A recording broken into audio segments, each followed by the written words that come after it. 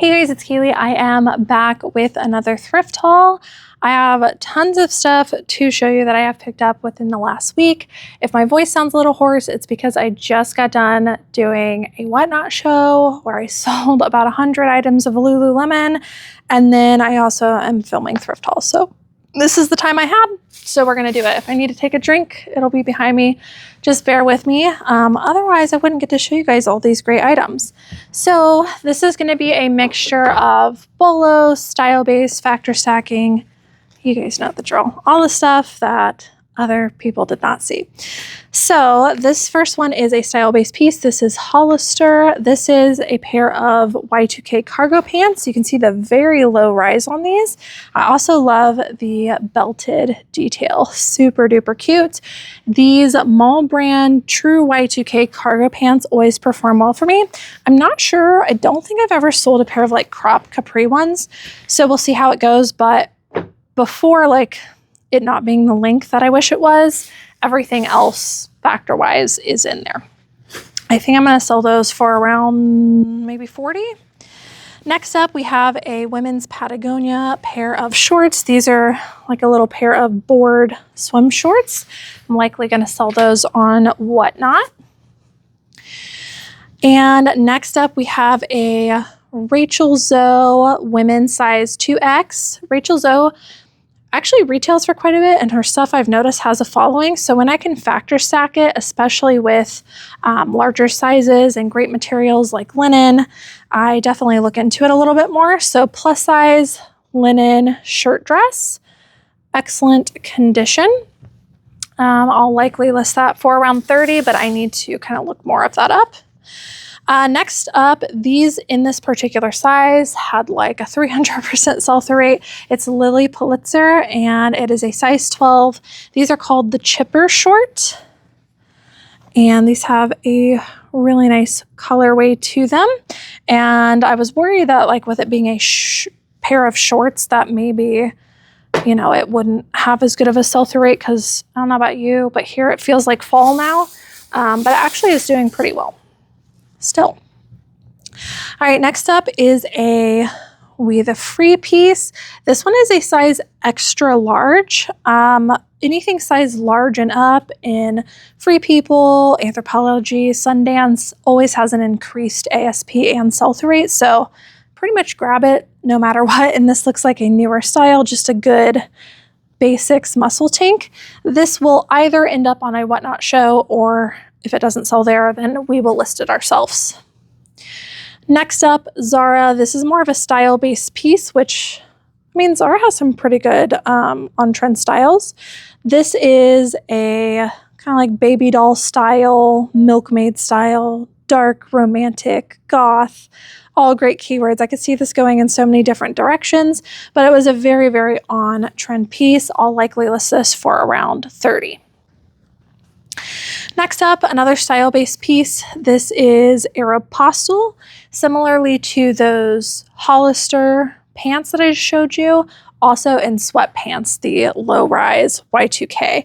This is later Y2K, so like closer to 2010, but it is low-rise. These are a larger size, and they are the like wide leg, baggy style sweatpants. So I'm hoping these will perform really well, and they have a cool spell out also. Okay, man, I got a lot of stuff to get through. Next up, this is a style-based piece. I would not memorize this brand. I got it for style alone. I'm going to use the keyword fairy with this one and Y2K.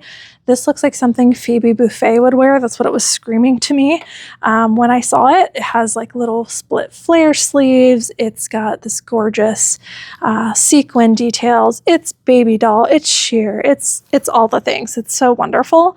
I'm gonna price that for at least $35. Okay. Next up, this is becoming a really good bread and butter brand for me. It is Land's End, and their rash guards and like stretchy UPF style stuff performs pretty well for me, as well as their plus size stuff. This one's a UPF style dress, similar to the Lily Pulitzer shorts. I was like, I don't know if it'll still have a good sell-through rate, but it actually did. So this is a size large UPF dress. Some people wear it as like cover up. Some people just wear it outside. Either way, great sell-through rate. I will sell this for about 25 to 30. Next up, this is a Japna dress. I have some pretty good luck with Japna dresses, depending on the style. This is a size large, and this halfway reminded me of the Taylor Swift dress that everybody's become obsessed over, because now every time I see like a striped dress, I'm like, ooh, could that be considered a dupe? Can I market it that way? I'm not going to market this one that way, but it was definitely in my mind.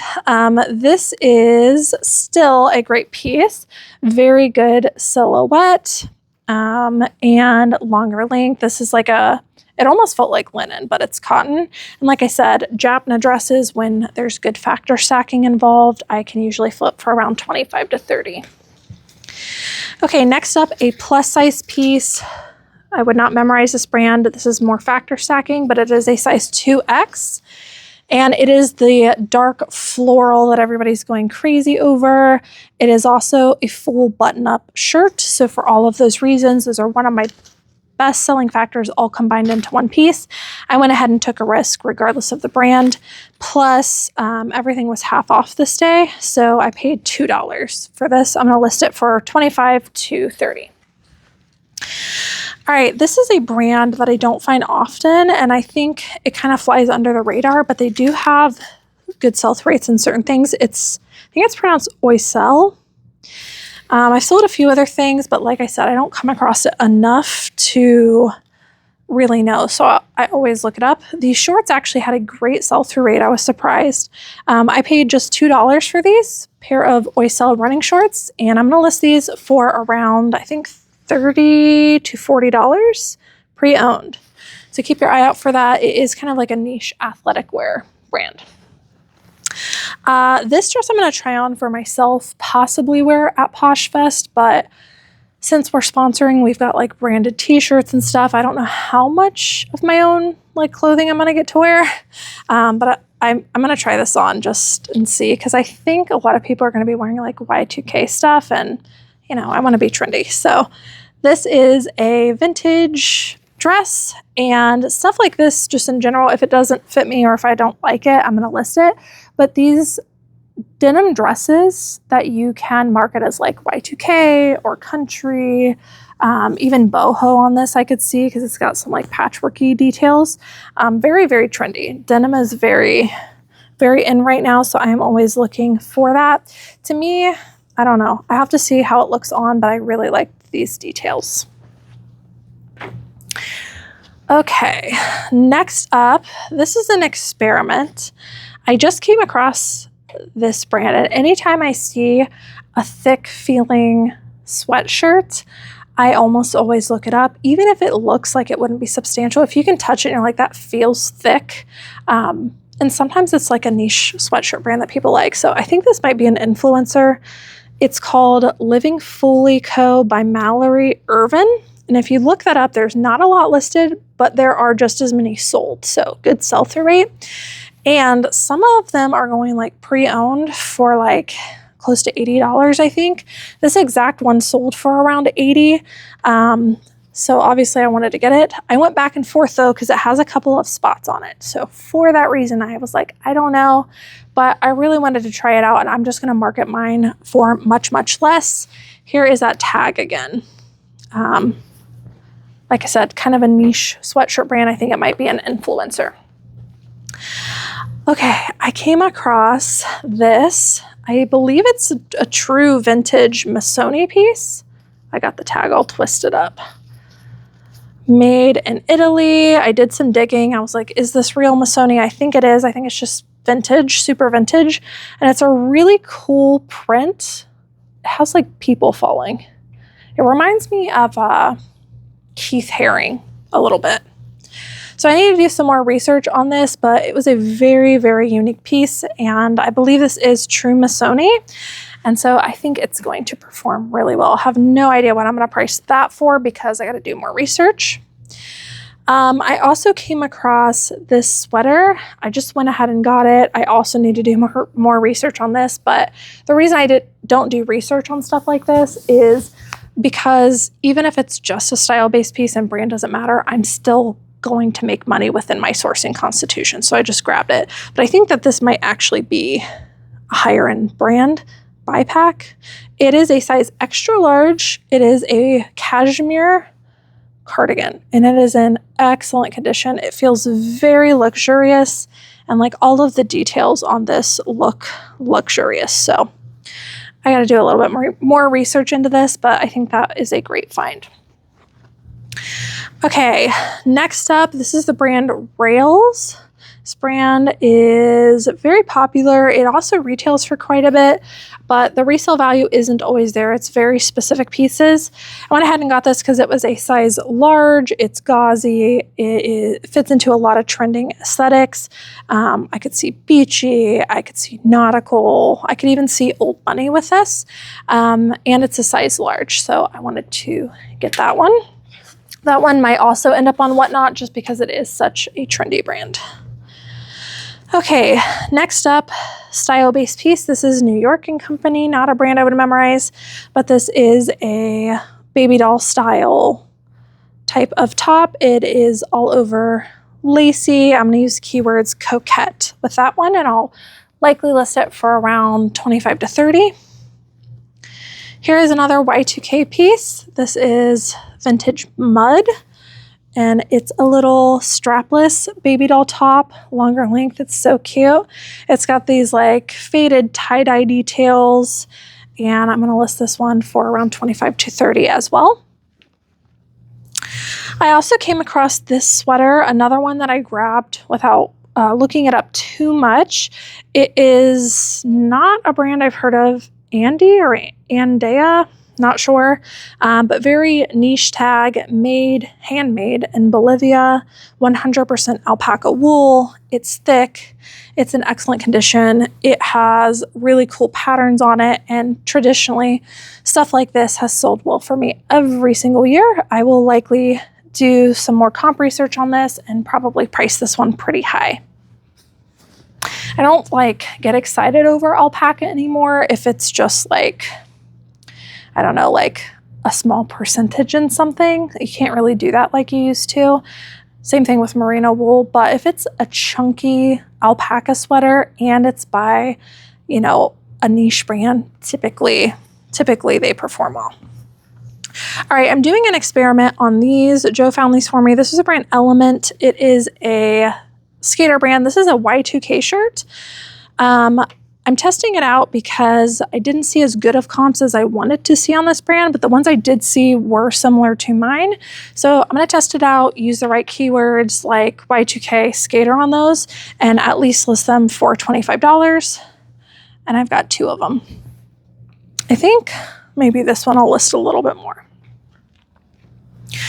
Another Y2K piece. This is Moda International, size large.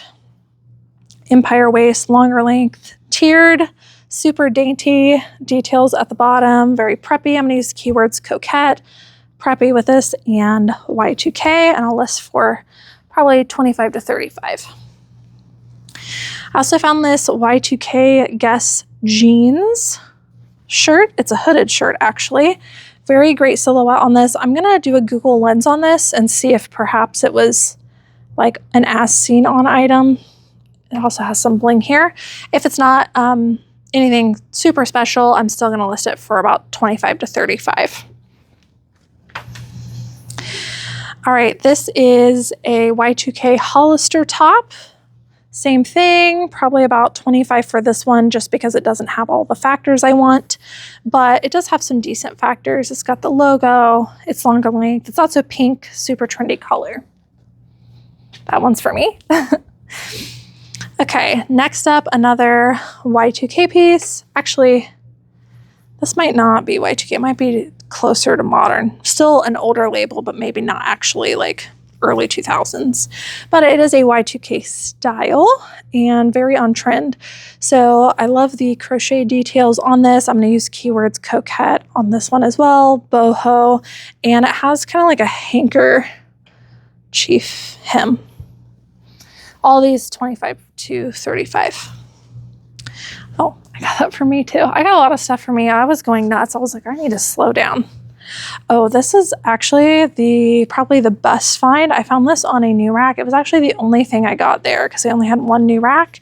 So the only new rack item that I got, and I snatched that thing up so fast because I knew exactly what it was. Because once you know this brand, you'll be able to spot it from way away. It is Cantha Bay. You definitely want to memorize this. Very high sell-through rate, very good demand, and very high resale value. I don't know how much I'm going to list these pants for. At least $50, probably closer to $100. They're a pair of harem pants, and I think I have a more unique one. I've sold a jumpsuit in flawed condition by this brand super quickly for I think over $100 or close to $100. This is only the second time I found it, but you might be saying like, well, yeah, obviously you're going to notice the colors, but I specifically mean like the fabric. It's got like a very gauzy texture to it. It often has stitching through it. Like it's not just that you see the colors. It's like, no, I know that that has a Cantha Bay label on it. All right, you guys. Well, that is it for today's thrift haul. I do have some more that I'm going to be filming, but I'm going to stop it right here so this video doesn't get too long. Hope that you guys are enjoying the thrift hauls while I am out. And as soon as we get back from Posh Fest, I'll resume the what sold videos as well. Thank you guys so much for watching, and I will see you in the next one. Bye.